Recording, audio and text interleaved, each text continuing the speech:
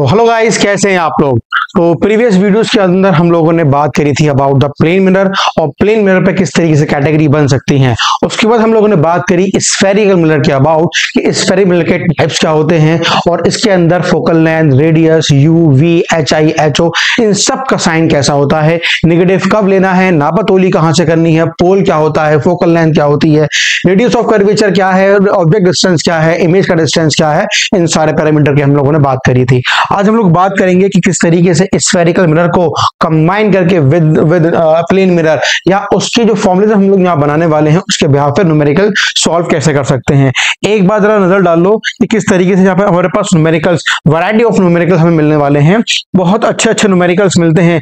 आज का उद्देश्य हमारा यही रहेगा कि किस तरीके से हम लोग स्फेरिकल मिरर के बिहाफ पे, कॉनकेव, कॉन्वेक्स मिरर के बिहाफ पे न्यूमेरिकल को सॉल्व कर सकते हैं। कि मैग्निफिकेशन का क्या होता है, कि मैग्निफिकेशन की वैल्यू नेगेटिव पॉजिटिव कब आती है। बहुत सारी वैरायटी के हम लोग यहाँ पे क्वेश्चन सॉल्व करने वाले हैं।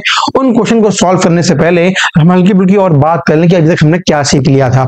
इसलिए देखो, जब हम कॉनकेव मिरर के बारे में बात करते हैं और कॉनकेव की जब भी हमने बात सुनी कॉनकेव मिरर के बारे में, कहानी हमने क्या बनाई थी इलिप्सिस के बारे में। इसका अगर हम फॉर्मूला बनाएं, एफ की बात करें तो कैसा होगा, यू की बात करें कैसा होगा, आर की बात करें कैसी होगी। अरे एफ कैसा आया था बच्चों, नेगेटिव, यू कैसा आया था नेगेटिव, वी कैसा आया था नेगेटिव और पॉजिटिव, दोनों ही आए थे, है ना। और बात करें हम आर की तो भी कैसा आया था नेगेटिव, जैसा एफ होता है वैसे ही आर होता है। पहले हम लोग यहाँ बात करेंगे कि आर में और एफ में आपस में रिलेशन क्या होता है। इसके बिहाफ पे बच्चे क्या बोल देते हैं, are is equal to 2f के बराबर होता है। क्या ये सत्य है? ये सत्य है, सब है, एक कंडीशन के तहत है। वो कंडीशन क्या है उसकी हम लोग बात करेंगे। पहले हम लोग ये देखें कि आर में और एफ में एक्चुअल रिलेशन क्या होता है। चलो हम लोग यही बात करते हैं, रिलेशन बिटवीन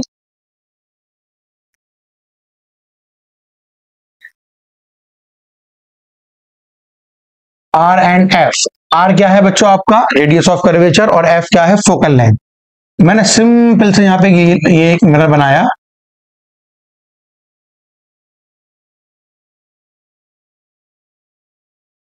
कॉनकेव मिरर, और यहां से मैंने ये एक प्रिंसिपल एक्सिस बना दी और मैंने कहा कि रेस ऐसे आ रही हैं या टकरा के किस पॉइंट पे टकराती हैं हम जानते हैं, वो फोकस से टकरा के ऐसे पास चली जाती हैं। और यहाँ पे क्या मिलने वाला है, सेंटर ऑफ कर्वेचर। इस पूरी दूरी को बच्चों हम लोग क्या बोलते हैं, रेडियस ऑफ कर्वेचर, और इसको हम लोग क्या बोलते हैं, फोकल लेंथ। इस एफ में और आर में ही हमें रिलेशन निकालना है, तो इसको सिंपली मैंने क्या बोल दिया, एक्स बोल दिया। मैंने कहा यहां से मैंने dot dot dot dot dot dot इसके सेंटर से लाइन ली है, कितने एंगल पे, कुछ एंगल थीटा पे ली है। ठीक है, सुनना मेरी बात को। मैंने क्या करा, यहां से अपनी चीजों को आसान करने के लिए यहां से एक परपेंडिकुलर मारा, ऐसे परपेंडिकुलर बाइसेक्टर। अगर ये देखो, ये अगर इसकी आर दे रखी है, ये सर्किल को मैं ऐसे करके बना दूं तो डॉट डॉट डॉट, तो ये भी बच्चों आर ही कहलाएगा, क्योंकि देखो रेडियस सेंटर से पास होती है और कर्व के किसी पॉइंट पे मारोगे वो रेडियस ही कहलाएगी। ये बाइसेक्टर मारा है मैंने, तो ये दूरी कितनी हो, सिंपल यहां से ये r/2 दूरी ये हो जाएगी और यहां से यहां तक की दूरी ये भी r/2 ये हो जाएगी।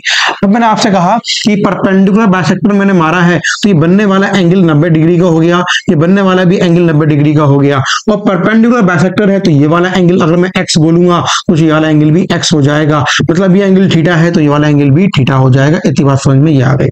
मैंने कहा ये जो ट्रायंगल तुम्हें दिख रहा है ये वाला बाहर निकालो, तो वैसे बच्चों तुम्हें ट्रायंगल बाहर निकाला कुछ ऐसे करके, कुछ ऐसे करके, ये कुछ ऐसे करके बाहर निकला है ना, ये ऐसे आया, ये ऐसे आ गया, और ये क्या था हमारे पास 90 डिग्री का ये एंगल बन रहा था, और यहाँ से बच्चों एंगल थीटा बन रहा था। और ये वैल्यू क्या दे रखी, सिंपली r/2 दे रखी है। अरे 90 के सामने क्या होती है, हाइपोटेनस होती है। मैंने बोला आपसे कि cos थीटा की वैल्यू निकाल लो, वो क्या मिलने वाली है, b/h, और बच्चों b की वैल्यू हमें क्या मिलेगी, बेस कितना है r/2 ये आ गया, और h की वैल्यू क्या दे रखी है, जो हमने x मान रखी है, यहाँ पे x निकल कर आ गया। मैंने कहा कि x की वैल्यू बोलो क्या होगी, तो क्या बोलोगे, r/2 cos theta, this is the value of x। इतनी बात समझ में आता कि ये आ गई। चलो आगे आगे बढ़ाएंगे इसको। मैं अगर आपसे कहूं कि x को और f को प्लस कर दो, x को और f को प्लस कर दो, अरे किसके इक्वल आएगा बच्चों, रेडियस ऑफ कर्वेचर के बराबर आएगा। मैंने कहा मुझे f निकालना है, ठीक है, तो r इज इक्वल टू क्या मिलेगा, f इज इक्वल टू क्या मिलेगा, r-x, और हम जानते हैं कि यहाँ पे x की वैल्यू क्या होगी, r/2 cos theta. This is the value of f। Actual relation ये है, f का और r का एक्चुअल रिलेशन बच्चों ये होता है, लेकिन हमसे क्या बोलते हैं कि r की जो वैल्यू है, जो f की वैल्यू है, जो r is equal to 2f के बराबर होता है। मतलब क्या, हम तो ये पढ़ते हैं r इक्वल टू 2f के बराबर, और इसी में हमें काम करना होता है, लेकिन ये कंडीशन के तहत है। कब?